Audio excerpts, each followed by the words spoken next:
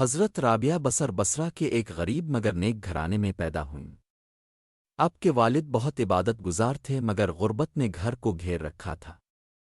کہا جاتا ہے کہ آپ کی پیدائش کی رات گھر میں چراغ جلانے کے لیے تیل تک نہ تھا۔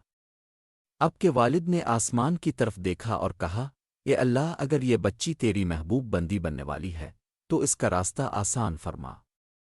وقت گزرا، والدین کا سایہ سر سے اٹھ گیا، اور ایک دن سفر کے دوران کچھ لوگوں نے آپ کو پکڑ لیا۔ بازان بصرہ میں آپ کو غلام بنا کر بیچ دیا گیا۔ ایک دولت مند شخص نے آپ کو خرید لیا، مگر آپ کا دل دنیا کی قید میں نہیں تھا۔ راتوں کو جب سب لوگ سو جاتے آپ عبادت میں مشغول رہتیں۔ ایک رات آپ کا مالک جاگ گیا، اس نے سنا کہ آپ روتے ہوئے کہہ رہی ہیں، اے میرے رب، تو جانتا ہے کہ میرا دل تیرے سوا کسی کا محتاج نہیں۔ اگر تو چاہے تو یہی غلامی میرے لیے آزادی ہے۔ مالک کا دل پگھل گیا۔ صبح اس نے آپ کو بلایا اور کہا، رابعہ، میں تمہیں اللہ کے نام پر آزاد کرتا ہوں۔ یوں اب دنیا کی قید سے آزاد ہو گئیں، لیکن اللہ کی محبت کی قید میں ہمیشہ کے لیے قید ہو گئیں۔ آزادی کے بعد اپنے دنیا سے کنارہ کشی اختیار کر لی۔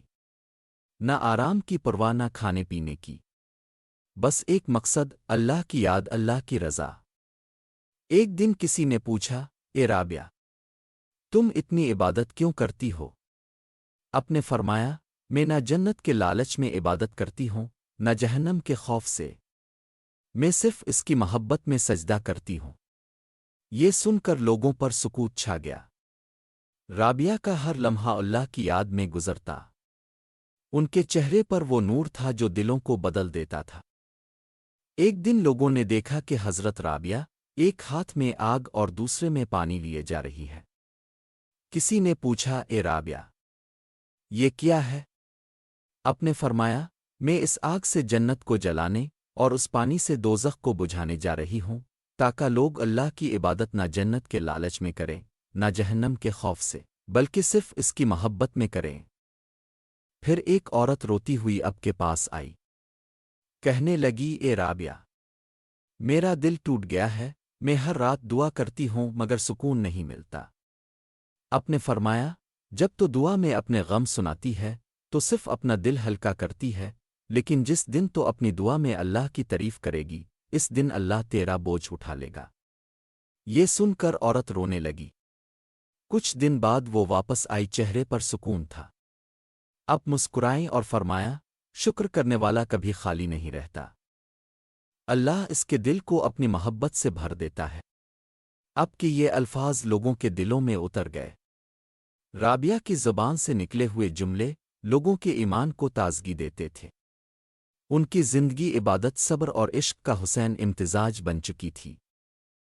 ایک دن ایک مشہور عالم دین آپ کے پاس آئے، کہنے لگے، اے رابعہ، میں چاہتا ہوں کہ تم سے نکاح کروں، ہم دونوں اللہ کی راہ میں ایک دوسرے کے مددگار بن سکتے ہیں۔